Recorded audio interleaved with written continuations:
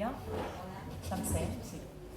Bon dia, gràcies a tothom per ser aquí. Tenim una hora, que és com un repte important, per presentar el llibre de Rafa Burgos, La Caixa, una història menys explicada, publicada en Pollen Edicions, i òbviament estem aquí per parlar de la Caixa, però també per parlar, anar una mica més enllà i parlar de la connivència del poder econòmic amb el feixisme.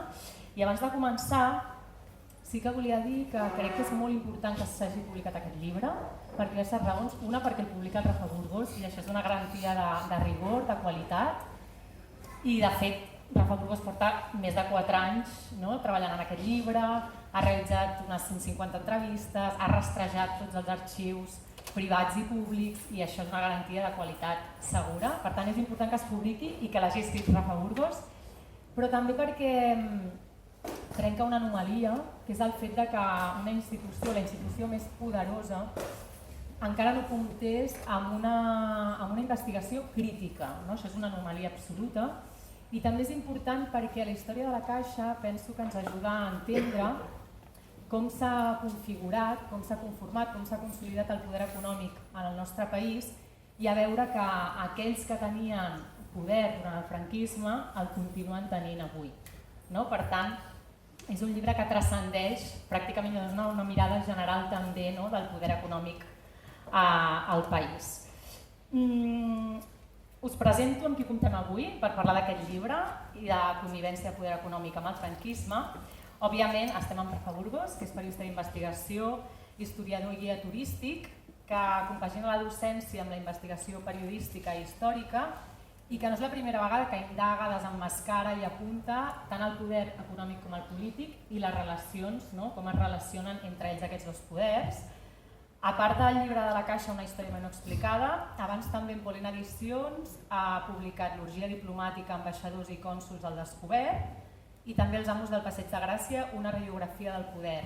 I amb Miquel Editorial, Crema catalana, amiguismo, corrupció i altres misèries. També comptem amb Sònia Olivella, que és advocada penalista especialitzada en dret penal internacional i en l'assessorament de qüestions que tenen a veure amb el dret a la informació i la llibertat d'expressió. De fet, ha assessorat el llibre del Rafa.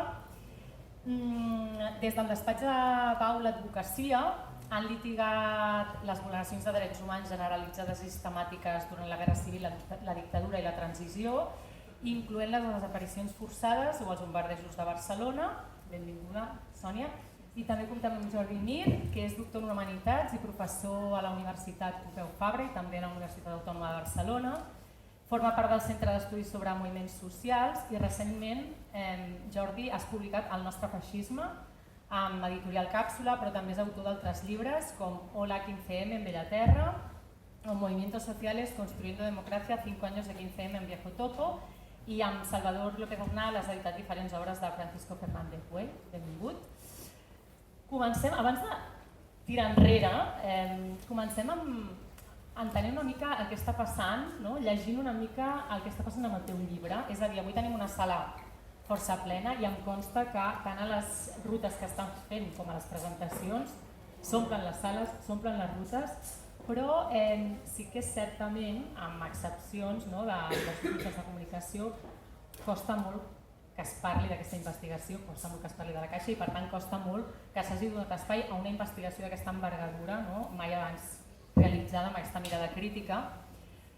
A què ho atribueixes? Quina influència té en l'actualitat la Caixa perquè costi tant parlar-ne?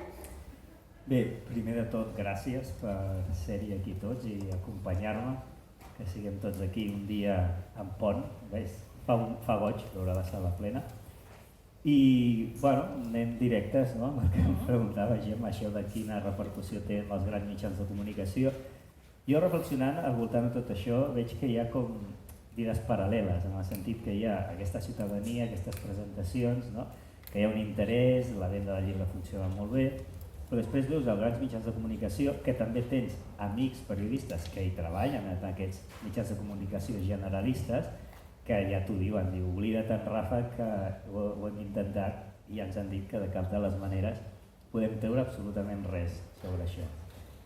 I clar, això s'atribueix a moltes coses, però sobretot al tema de la publicitat, que no només amb el tema dels mitjans de comunicació. El tercer sector també és un àmbit on també estan molt collats i de vegades que vas a fer alguna entrevista et diuen no citis el meu nom perquè clar ens juguem la subvenció d'aquest projecte de 2 anys i som crítics amb la Caixa. Sovint es parla de la publicitat institucional, la que fa la Generalitat, que hem de ser crítics perquè de vegades es ruixa a mitjans de comunicació que són afins al poder, però en paral·lel hi ha la de les entitats privades. Una de les que més diners hi posa és aquesta gran estructura, per resumir, que anomenem la Caixa. El que posa la Caixa en publicitat, o totes aquestes parts de l'engranatge, CaixaBank, la Fundació, Criteria Caixa, correspon, no us donaré moltes xifres, el que la Generalitat pot posar en publicitat institucional en 6 anys és el que la Caixa, amb totes aquestes parts, inverteix en un any. Per tant, imagina't, sobretot tal com estan els mitjans de comunicació, al límit, en alguns casos, de la supervivència, si perds aquesta cartera de publicitat, que poden ser 30.000, 40.000, 50.000 o menys o més a l'any, això pot decidir-te a tancar el digital o no tirar endavant. I jo entenc que no t'hi arrisquis per fer una entrevista o que des de la Diagonal retirin aquesta aportació econòmica.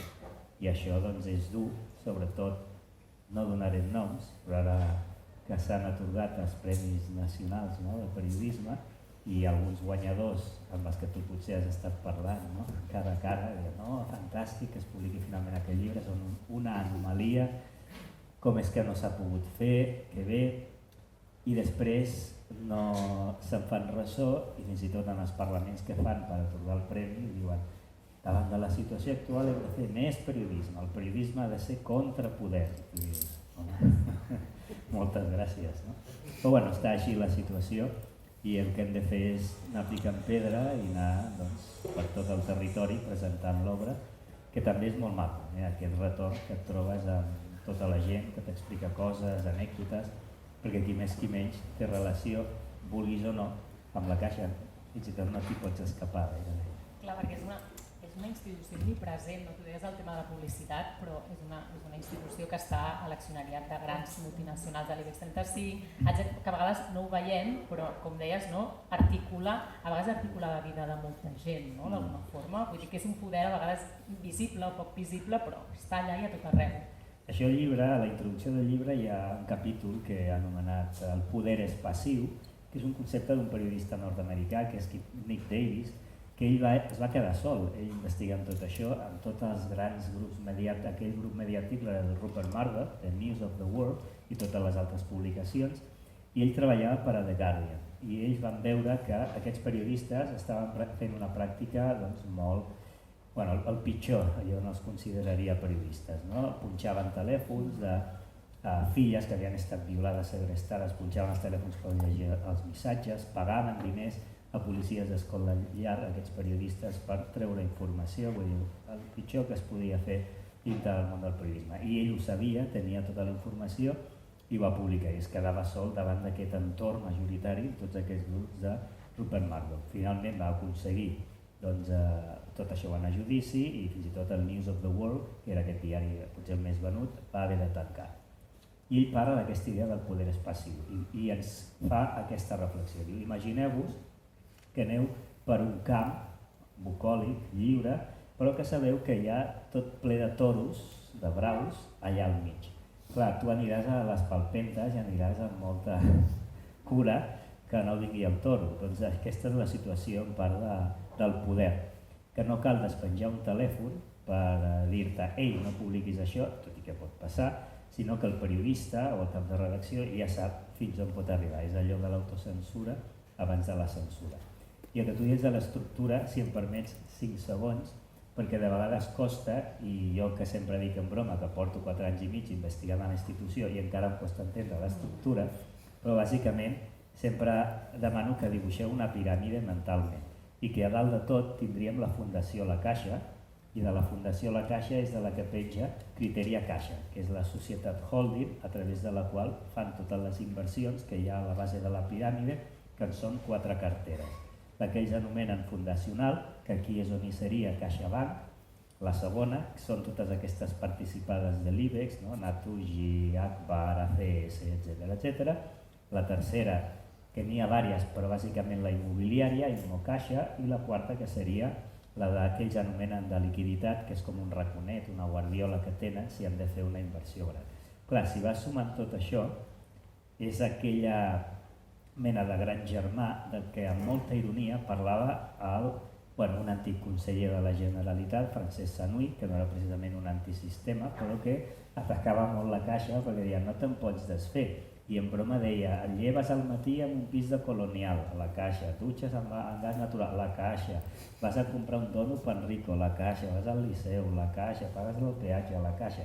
I clar, està absolutament per tot arreu i clar, aquest és el problema, aquesta presència absent, per dir-ho així, que és un concepte que també s'ha fet servir, que suposo que ara en parlarem, amb el tema de l'extrema dreta, de com condicionava les agendes polítiques sense, fins ara fa poc, ser-hi present, no? En representació política.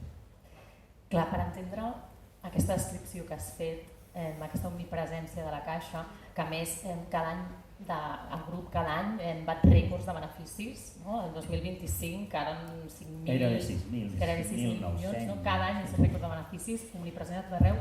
Clar, hem de mirar enrere, no? Hem de fer memòria, que és una cosa que tu fas amb molt rigor en aquest llibre. I entre molts noms n'hi ha un que és rellevant, no? Que és el de Miguel Mateu i Pla, bàsicament perquè és un franquista burgès, que a més va ser alcalde franquista a Barcelona, que va ser nomenat president de la Caixa amb la victòria de Franco i que va estar 32 anys, si no m'equivoco, com a president. Jo crec que això diu molt. Però ens hem de remuntar a quina relació va tenir l'entitat financera amb la dictadura franquista i de quina forma va ser útil aquesta institució al règim, no? Per entendre on som avui. Sí, anem a veure. A 1936, cop d'estat, qui hi ha al capdavant de la Caixa és un personatge poc conegut. Jo crec que a alguns de vosaltres us sonarà el Francesc Moragas, que va ser el fundador de la Caixa el 1904, i ja llavors ell tenia molt bons contactes amb els prohoms de la Barcelona i de la Catalunya d'aquella època. Van fer una mena de barcami en aquella època, amb aquest que hem fet nosaltres publicar el llibre, i van posar-hi diners per crear aquesta caixa de pensions, doncs, gent com el Vidal Quadras, el Godó, el Senyor Güell, el López Marquès de Comillas i 5 institucions rellevants de la Barcelona d'aquella època, entre elles la Cambra de Comerç, l'Ateneu Barcelonès o el Foment del Treball. I clar, la Caixa va creixent i quan arriba el cop d'estat, el Francesc Moragas mor al 35 i qui agafa les regnes de la institució com a director era la seva mà dreta, que era el Bogi Raspall. Casualment no us sonarà i és normal que no us soni perquè és un personatge delicat dintre de la història de la institució. Jo he parlat amb els nets i ells m'explicaven, clar, és que estirar del fil del meu avi és obrir la caixa de Pandora que no es vol obrir, no? Qualsevol empresa de l'IBEX o la Caixa, que és el franquisme. Llavors ell, que era una persona a l'ordre, el Bogi Raspall, conservadora, va mantenir els dipòsits de la Caixa en un període tan difícil com una guerra civil, no? Uns estiren per aquí, extrema dreta, extrema esquerra, però va aconseguir salvar-los. I tot i això, quan van entrar aquests franquistes, sempre hi ha hagut un tàndem, director i president. En el cas de la fundació, el director era el Francesc Moragas i el president era el Lluís Ferrer Vidal, que era alhora president del Foment del Treball. En el cas de la guerra civil, qui era el president era el Miquel Mateu i Pla i el director, qui executava, era l'Enrique Luño Peña.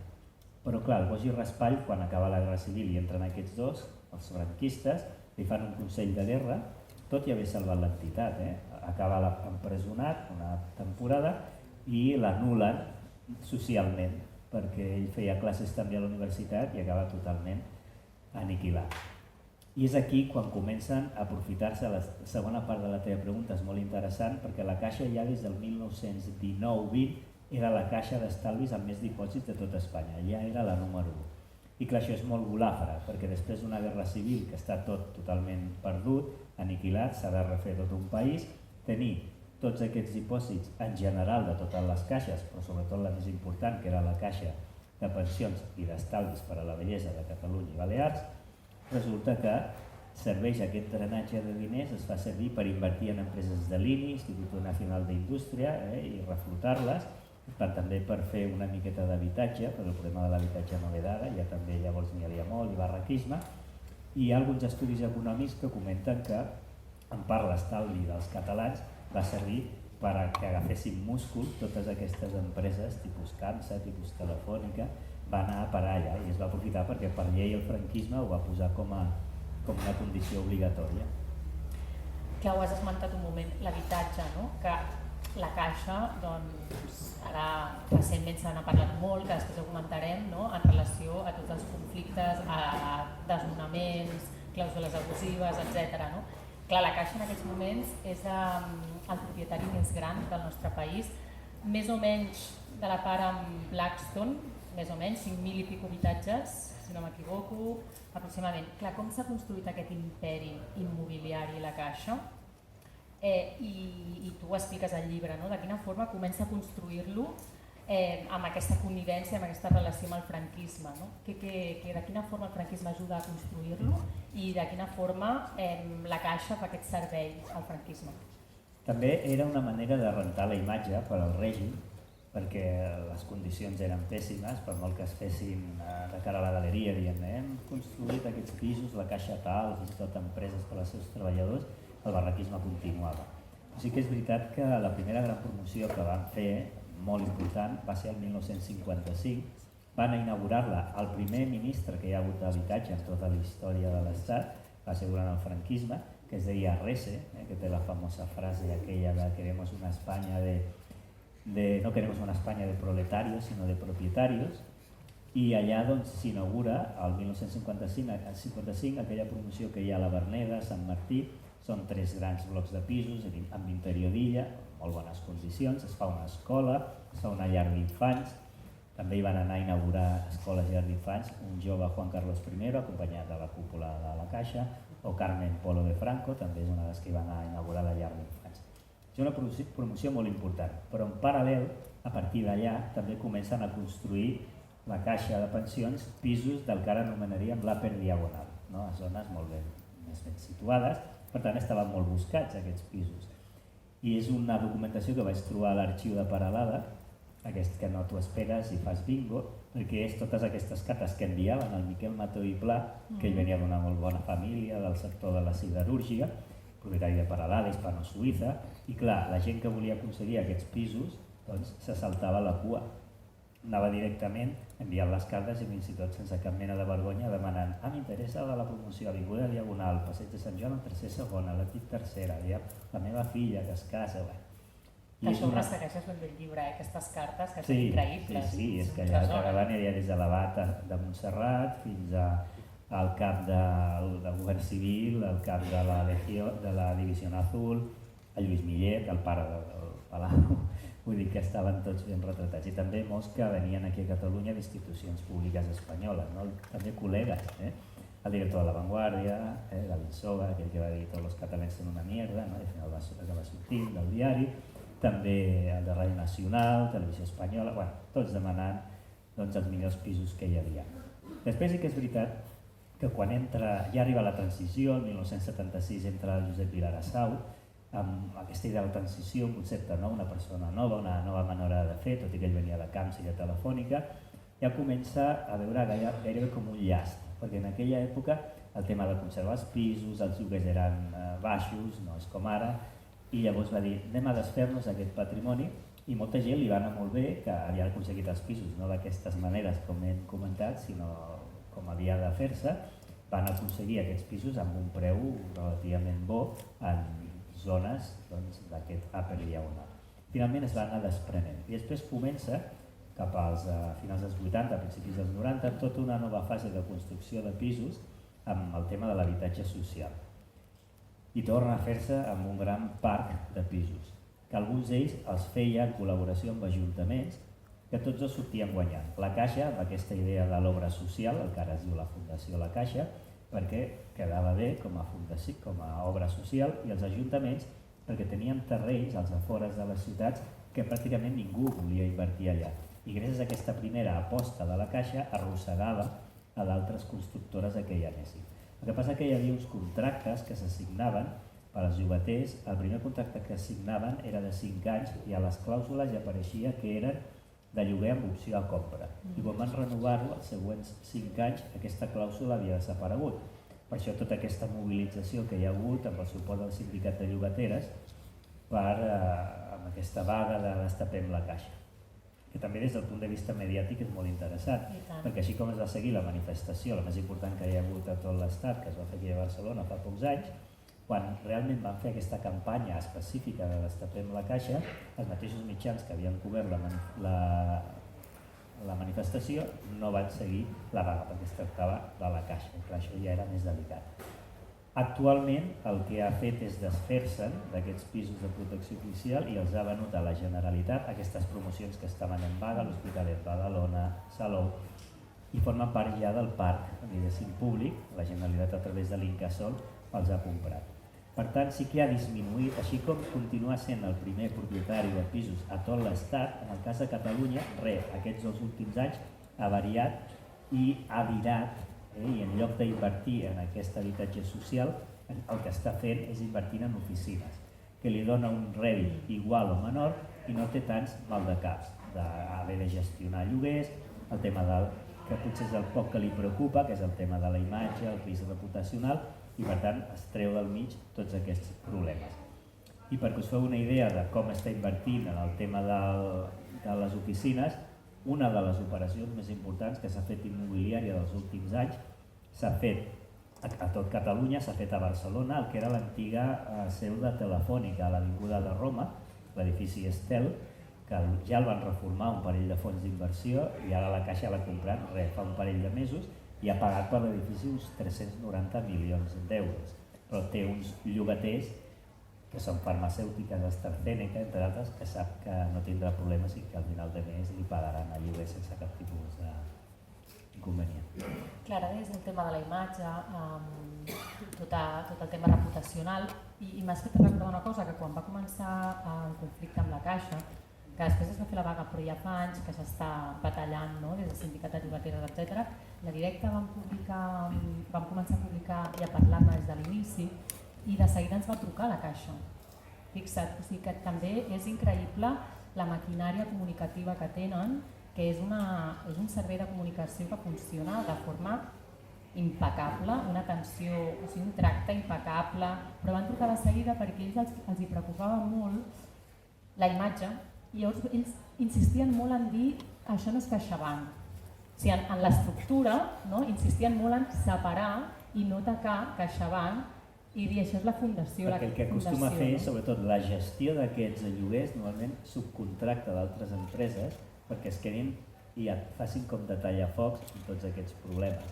De fet, jo parlant amb molts d'aquests llogaters, de moltes d'aquestes com has fet tu, que heu seguit molt bé a la Directa aquest cas, alguns em deien, és que mira, i tens els documents, no? I te'ls passen, no? I diuen, mira, és que de vegades arribàvem a situacions tan surrealistes que penjàvem pancartes allà a les finques dels edificis i un parell de setmanes després ens arribaven unes cartes dient-nos que si no retiràvem les pancartes, el cost dels operaris que anessin a retirar les pancartes ens el repercutirien en el lloguer del següent mes. És una cosa absurda. Per tant, intenten posar aquests tallafocs d'aquestes empreses mitjanceres per dir que ells no són els propietaris. Això em va passar també amb una coordinadora de la PAC, que era qui estava negociant amb la Caixa, i quan van comprar una promoció allà a la plaça del Pedró, al Raval, ella estava allà manifestant-se i va veure un senyor, i aquest senyor em sona, i era un amb els que ella havia estat negociant allà a la Diagonal, pel tema de la PA i de l'habitatge. I deia que aquesta promoció no era seva. Clar, què havia passat? Que era una promoció que feia un mes, pertanyia al Banc de València, però és un d'aquests que va absorbir la Caixa. Per tant, per això estava voltant per allà aquest negociador de la Caixa, perquè ja havia passat a formar part del patrimoni. Per això hi ha aquest joc, sí, però no. I lligat amb el tema aquest de la imatge, clar, també hi ha una cosa que expliques al llibre, que vam avançar també a la Directa, que és tota la relació que actualment la Caixa manté, els vincles que té amb fundacions fins a la Policia Nacional i a la Guàrdia Civil. No? Sí, és molt Què has interessant. descobert i per què? No? És a dir, per què ara manté aquests vincles amb el que també això pot suposar, no? De cara a un sector de la població, especialment a Catalunya, en el context polític? La fundació, us en recordeu que és aquesta part de dalt de la piràmide, de la que n'és president, com de Criteria Caixa, que és la societat holding d'Isidre Fainé, que permetem un parèntesi. Hi ha gent que jo crec que es pensa que és eterna i que estarà sempre en aquest món.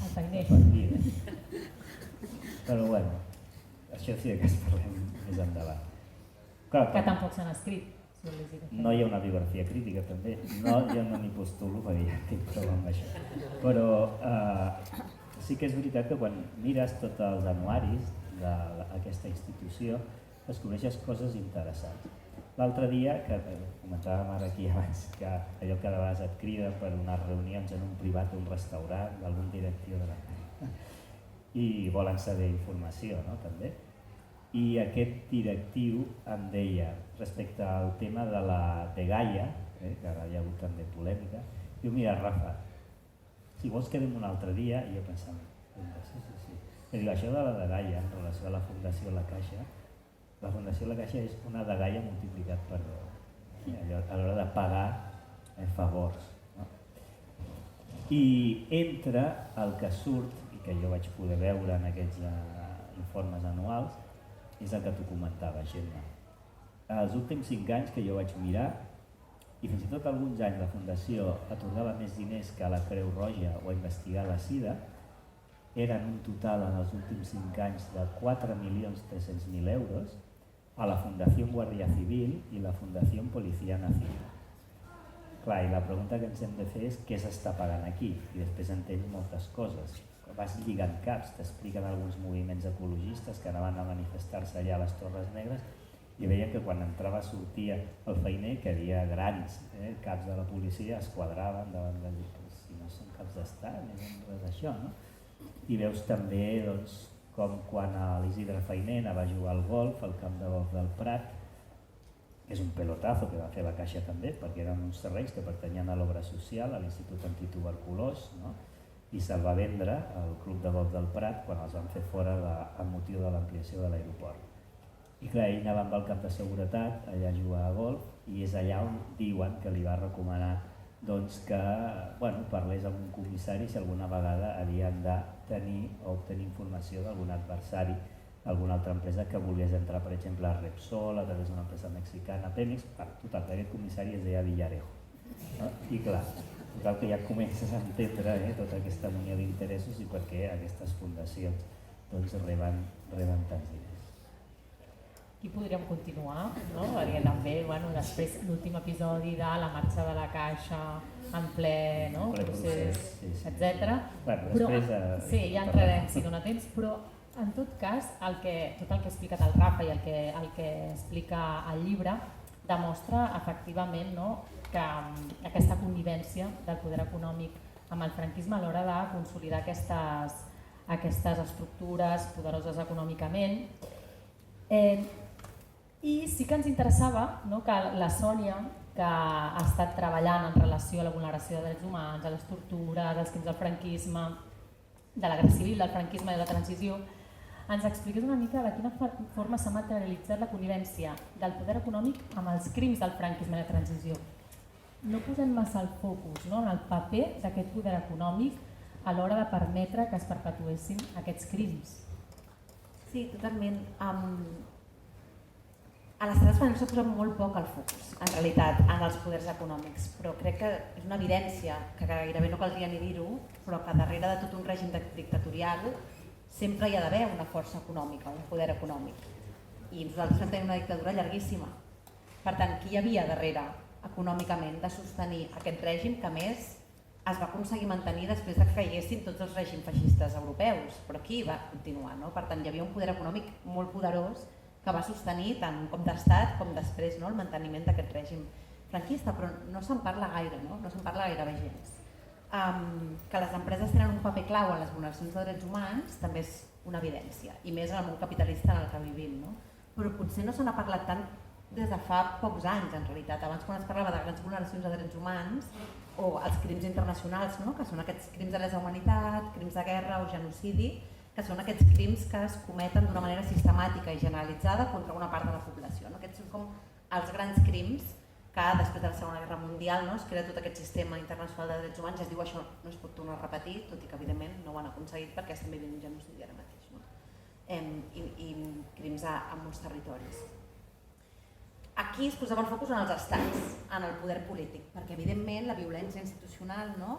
Té uns impactes molt específics i quan aquests crims es realitzen des del poder, des de les institucions, doncs són especialment greus.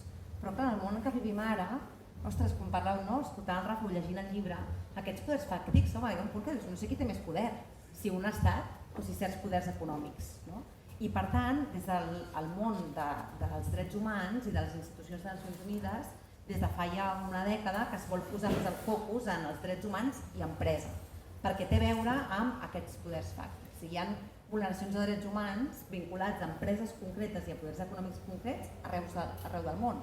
Al Sàhara, històricament, s'ha estudiat moltíssim i s'ha també exercit molts moviments de defensa de la terra en contra d'aquestes explotacions empresarials i evidentment també a Palestina. No? Últimament ens sentim a parlar molt perquè hi ha una relatora, no? La Francesca Albanese, que ha decidit posar aquest focus aquí i parlar, no? Va presentar un informe fa relativament poc al Consell de Drets Humans on llistava totes aquelles empreses, tots aquests poders econòmics que o s'estan beneficiant d'un genocidi o que inclús estan ja directament participant i aportant capital i aportant tecnologia per realitzar aquestes atrocitats. No? Llavors, ara estem més acostumats a parlar d'això, però no fa tant que se'n parla en el món dels drets humans de la responsabilitat corporativa, la responsabilitat de les empreses.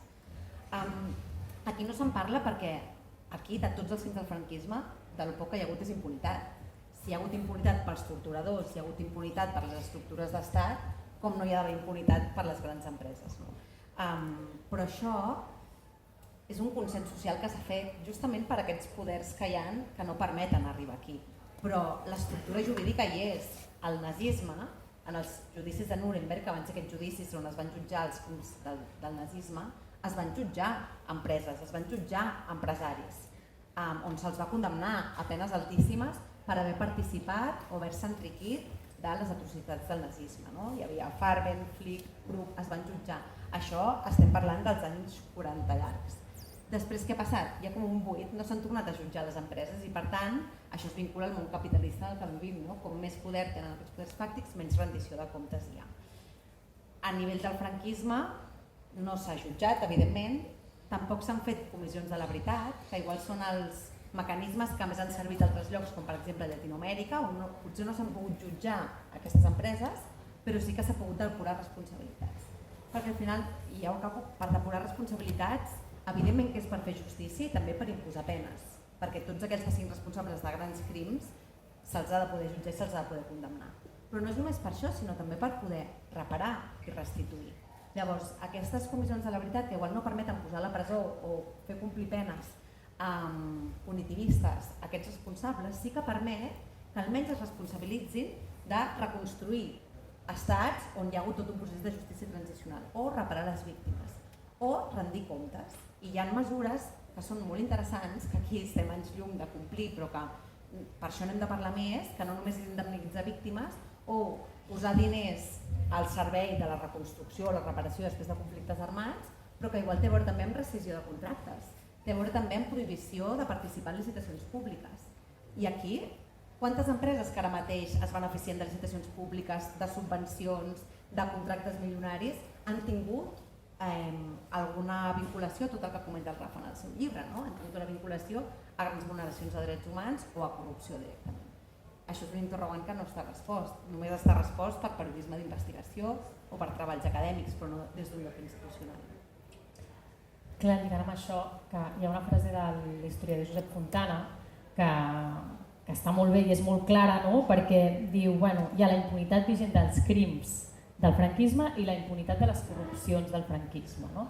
Davant d'aquestes impunitats que tu assenyalaves, d'alguna forma, almenys investigar, escriure, publicar, parlar-ne des d'aquest espai social, periodístic, etc., pot contribuir d'alguna forma també a apropar-nos no sé, apropar-nos una mica a la reparació o almenys a fer memòria? Vull dir, té un sentit això en la línia de trencar aquesta impunitat?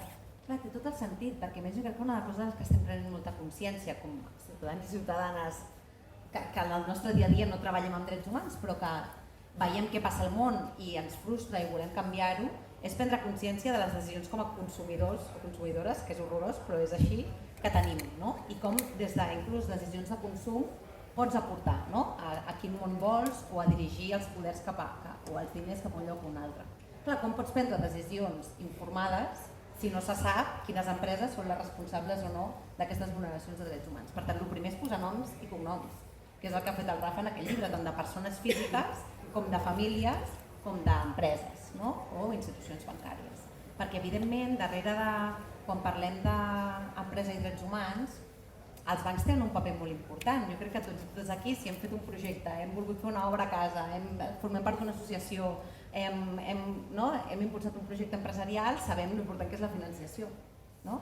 I per tant, la decisió de cada un dels bancs on posa els diners, jo crec que ara ja, almenys aquí, som molt conscients que no és innocua. No és innocu quan ells decideixen a on posen diners i d'on treuen beneficis. I per tant, aquest finançament és el que dona múscul, com deia el Rafa a l'inici, és el que permet que es desenvolupin unes coses o unes altres. I per tant, quan els bancs estan finançant empreses armamentístiques o estan finançant l'ocupació al territori de Palestina o estan finançant la construcció desmesurada d'immobles o el creixement turístic sense tenir en compte altres coses, estan prenent decisions. Decisions que per una banda els enriqueixen, grans beneficis que heu dit al principi, i per altra banda que impacten en les societats. Per tant, saber on van aquests diners i saber quines empreses i quines famílies hi ha darrere d'aquesta connivència és important per a la ciutadania. D'entrada per prendre decisions, això segur, no? I després esperem, tant de bo, que per rendir comptes en algun moment com s'està intentant fer. No? Per una de les qüestions més impactants del llibre del Rafa era que jo no havia ni pensat en què havia passat amb la Caixa durant el franquisme. No? I també és que no canvia absolutament res. O sigui, canvia el nom de la persona que col·loquen, però els dipòsits segueixen creixent, les inversions es segueixen fent, les decisions econòmiques... I després això passa durant una època, passa durant una guerra, passa durant una dictadura i després, en transició i democràcia, segueix igual. No? I per tant, aquesta immobilitat del poder econòmic i de les persones que en formen part i s'enriqueixen, ostres, igual és el menys democràtic que tenim, no? Perquè canvien els governs, canvien inclús els règims dictatorials o democràtics, però hi ha certs poders que no canvien mai. No? Per tant, saber-ho és el principal. I abans que dèiem això és una garantia de rigor, de qualitat al llibre perquè l'ha escrit el Rafa i també perquè tu l'has supervisat, no? Entenc que hem anat amb molta cura, no? per no poder donar cap escletxa a que un grup tan poderós pogués presentar una demanda o hi hagués alguna... Clar, això és una qüestió que tant amb el Rafa com amb la directa, no? Amb el que és el periodisme d'investigació, malauradament ens n'hem de cuidar molt. No? Primer per poder garantir que tingui llarga vida, que pugui anar a tot arreu i que no haguem de fer front a demandes o a procediments judicials o inclús a reclamacions econòmiques estratosfèriques, perquè evidentment, i me'n recordo molt d'un article al directe d'aquesta internacional de l'extrema dreta, vull dir, ells tenen molts més recursos per tot, per màrqueting, però també per advocats. I per tant, des de l'advocacia i des de l'advocacia compromesa crec que també és un granet de sorra que podem aportar a la gran feina que es fa d'investigació periodística, de dir, almenys que s'hagi fet com aquest estudi de protecció, de saber per on poden venir, perquè al final ja tenim una experiència de com actuen també aquests poders fàctics, i d'assegurar que no et puguin trobar ni una coma que això permeti iniciar un procediment o almenys guanyar un procediment i que acabi havent de fer tancar editorials o havent de fer retirar publicacions. No? Perquè clar que fan servir el sistema judicial també per censurar. Això és així, els SLAPs són coneguts per tothom, no? Es fan servir procediments judicials, litigacions per coartar la llibertat d'expressió. Per tant, tot el que puguem fer per evitar això o després poder-ho defensar bé és important. Per mi no va ser cap problema, és el privilegi de poder llegir el llibre abans inclús que estigués publicat, que a més ha sigut fàcil treballar-hi perquè el nivell de rigor en la documentació és excepcional i això és clau, al final s'ha de poder parlar de tot, també de la Caixa amb una visió crítica, i l'únic que ens hem d'encarregar a nivell jurídic és que tot el que es digui estigui documentat i per tant això en una societat democràtica hauria de ser més que suficient per permetre aquesta llibertat d'expressió, que es pugui parlar de tot sense por a les represàlies també judicials. No? Gràcies, Sònia.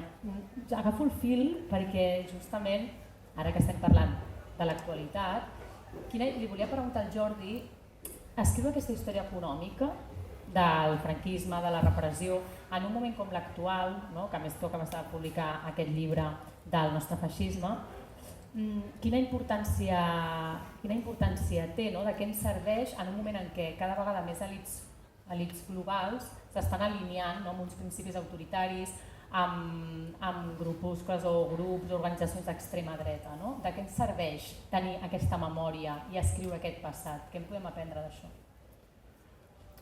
Jo intento... Crec que de naturalesa no tendeixo l'optimisme, però quan estàs treballant sobre moviments socials crec que un optimisme rigorós és imprescindible. Doncs, després d'escoltar tot el que ha anat sortint avui, algú se'n podria anar a casa i dir quina merda, els de la Caixa, que dolents que són... Però sense aquesta gent, sense el Rafa que ha fet la recerca, sense la gent de Pol·len que publica el llibre, sense la Sònia i la Garcia que li donen suport, sense gent com la Directa que li donen, la cosa seria molt pitjor. I crec que quan es preocupen tant de demostrar que tenen poder i que el volen mantenir i que et volen fer saber que tenen aquest poder, és perquè estan perdent. Una altra cosa és que nosaltres voldríem guanyar més, és a dir, voldríem anar més enllà del que estem anant. Però en aquest sentit, a partir de la teva pregunta, crec que és fonamental. És fonamental perquè és el que, per una banda, ens fa mantenir presents determinades vulneracions de drets, per exemple, que és possible que moltes generacions no coneguin, per tant, les hem de fer presents. Però ens permet compartir tot allò que el poder no vol que sigui compartit i només pel fet de compartir-ho ja estem tenint aquesta conversa. Per tant, això és fonamental. I encara que sapiguem que tenen poder, que el poder polític, el poder econòmic, que el poder religiós, en les seves diferents dimensions, té poder i l'executa i l'exerceix, nosaltres també tenim poder. I en el fons la història de les nostres societats és una disputa perquè la gent des de baix aconsegueixi crear llibertats i drets que el poder des de dalt no ha volgut mai que existissin. Per tant, en aquest sentit, per mi és una gran contribució i jo que directament no he tingut res a veure amb el llibre aprofito per agrair-vos la feina perquè crec que és molt necessari. Clar, hi ha un exemple que abans el Rafa ja ha comentat, no hem esmentat, que és el de l'habitatge, òbviament, i aquesta campanya Destapem la Caixa, que ja porta anys, que ha desenvolupat una vaga, que a més s'ha guanyat no tant com voldríem, però és una victòria del moviment pel dret a l'habitatge. Clar, s'han assenyalat una institució com la Caixa, s'ha posat a l'ull de l'huracà. Els moviments socials, tu que els has estudiat, obren aquestes escletxes, o sigui, és important que els moviments socials trenquin aquests silencis, que assenyalin aquests poders econòmics. Si això d'alguna forma té una continuïtat i genera canvis i genera esquerdes en els mitjans de comunicació també, perquè tot i que ha costat molt que se'n parlés, al final també, com ha sigut una lluita sostinguda en el temps, hi ha mitjans de comunicació que finalment han donat un espai, un espai petit, pitjor del que voldríem, però s'ha obert aquesta escletxa. Quin paper juguen els moviments socials en trencar aquests silencis? Una qüestió que el poder o els diferents poders sempre intenten tenir molt controlada és el que anomenem el relat, o els relats. És a dir, intenten que ens creiem una determinada realitat dels fets, que és una realitat alterada, que està construïda des dels interessos d'aquests poders. Moltes vegades, quan ens comencem a socialitzar a les nostres societats, pensem que les coses són així perquè sempre han sigut així. I això no és mai d'aquesta manera. Les coses són d'una determinada realitat perquè hi ha hagut unes disputes, unes tensions, unes lluites, unes reivindicacions. I en el cas, per exemple, del dret a l'habitatge, les reivindicacions per dret a l'habitatge són centenàries. I la disputa per intentar que això veritablement sigui un dret ha estat present en moltes de les lluites de les generacions que ens han precedit i ho estan present avui. Quan la mobilització social és capaç de tenir victòries, una de les primeres coses que es fa des del poder és intentar que no sigui vista com una victòria. No? Per exemple, des de la Directa, ara acabeu de compartir públicament el documental sobre la Casa Úrsol, no? Que per mi és una gran victòria del moviment pel dret a l'habitatge, amb les seves limitacions. Però directament és un intent també, des de determinats poders, que això no sigui vist com una victòria. Les vagues de lloguers contra la Caixa són en part una gran victòria perquè obliguen a la Caixa i a la Generalitat a prendre unes decisions que no sabem si haguessin pres i que són beneficioses per una part important de les persones que estan en aquests pisos. Però el primer, des del poder, serà que això no sigui vist com una victòria de la mobilització social. Això no hauria sigut possible sense la mobilització social. I el que intentaran els poders, especialment polítics, que van molt en la línia, és això és una decisió que nosaltres hem pres i ja està. Però no, això és una mobilització que ha existit i que ha costat i que al final ha tingut una conseqüència. Jo recordo quan es va començar des del Sindicat de Llogateres a parlar de fer una vaga de lloguers, el conjunt dels mitjans de comunicació més centrals estaven superinteressats. Una vaga de lloguers, això que amb aquesta cosa de la novetat també, com serà fer una vaga de lloguers? I quan es comença a fer i afecta la Caixa, és com, vale, no ens interessa tant. I ho parlàvem perquè tots ens hem trobat amb persones que coneixem dintre de determinats mitjans que ens han dit en el nostre mitjà no veuràs ni una peça dedicada a la vaga de lloguers.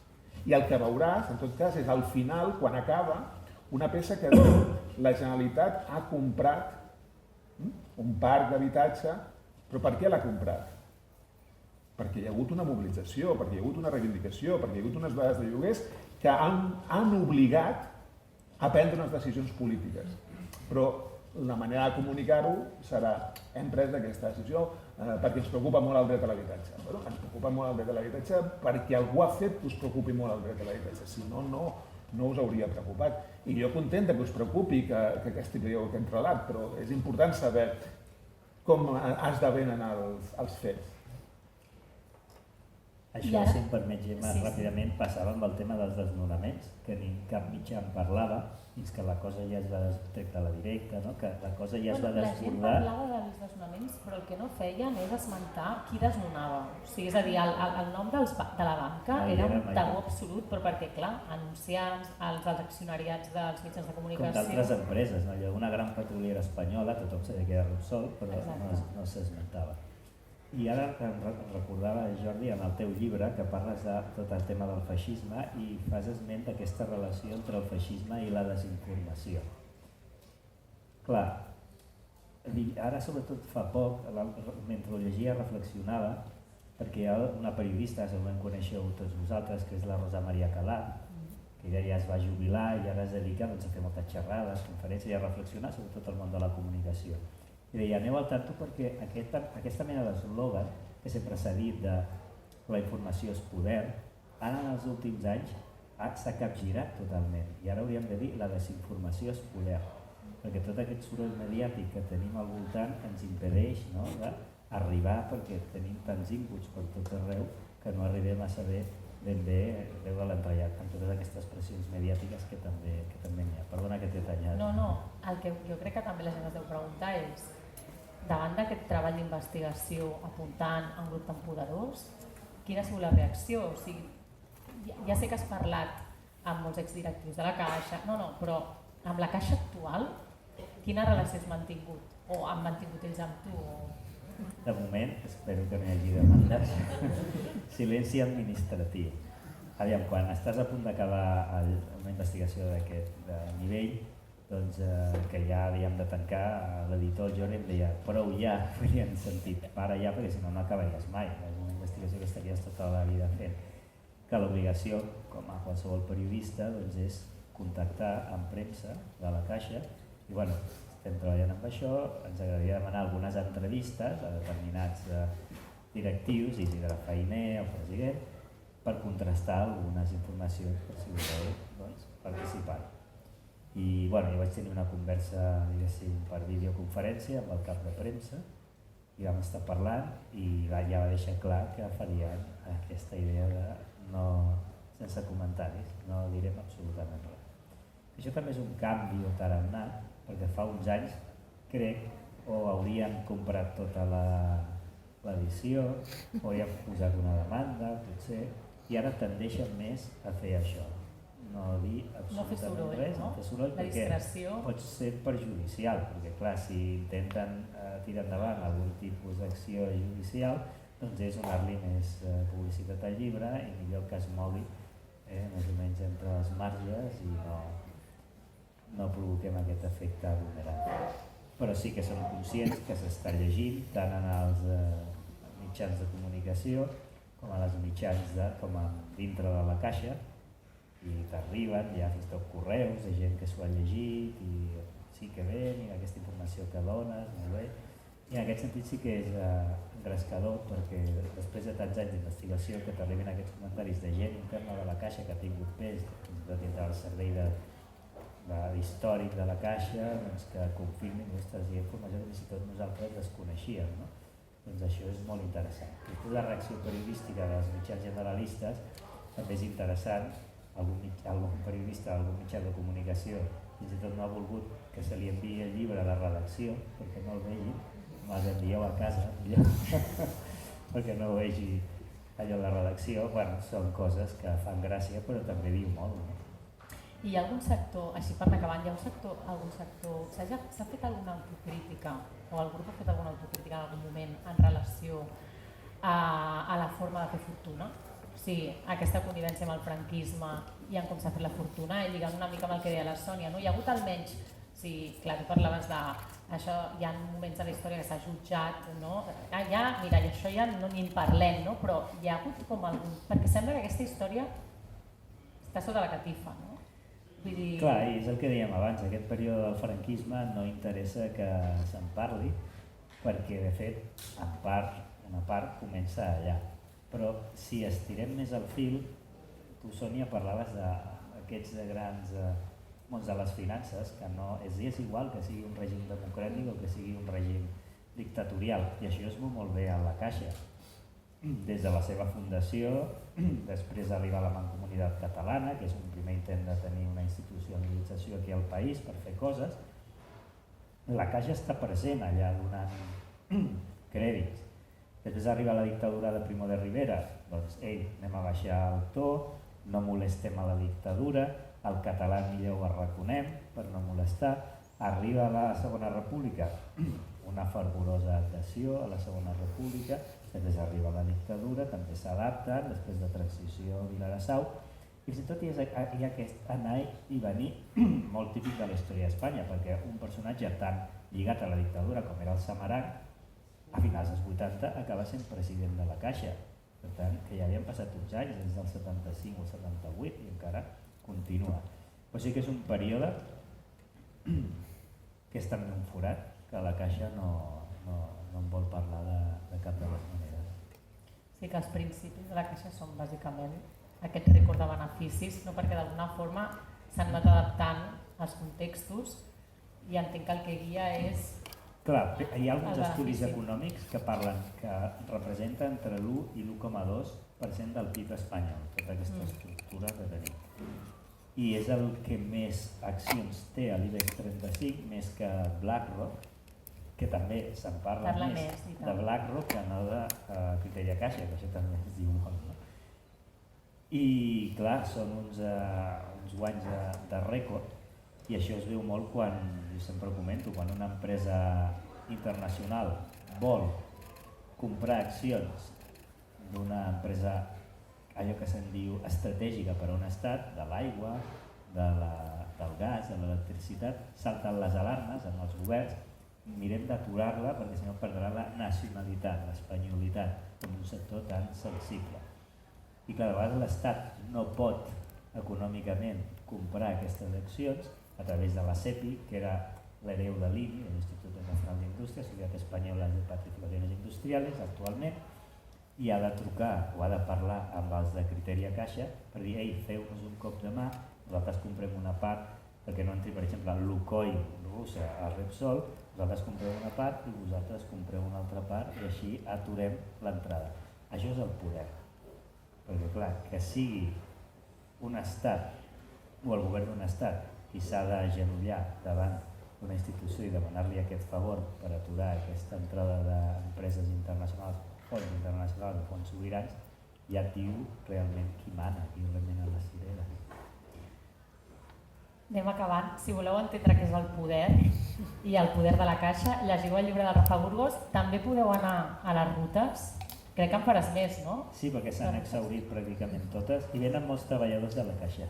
Això és el més interessant. Li diuen quan acaba, no? Sí. Diuen... No, a més, estan vivint una situació molt complicada, perquè, clar, et comenten, a vegades fins i tot estem guanyant menys que un treballador de Mercadona i, clar, et posen els dos extrems. Hi ha gent jove que comença a treballar a la institució que ha fet econòmiques, que té 2 màsters i està allà treballant per objectius, venent vaixelles, venent assegurances, o la gent més gran que ha conegut aquesta ànima quan era Caixa i ja s'està a punt de jubilar i no s'acaba d'integrar en aquest sistema tanta pressió.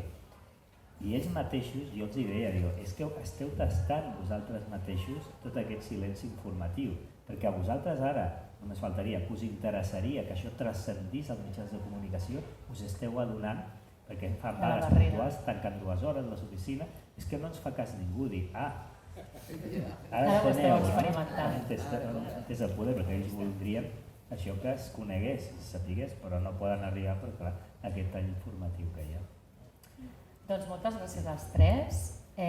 Us recomanem molt el llibre del Rafa Burgos, de la Caixa, i esperem que també pugueu gaudir d'alguna ruta que fa i que ja anunciarà per xarxes quan som. Moltes gràcies per venir.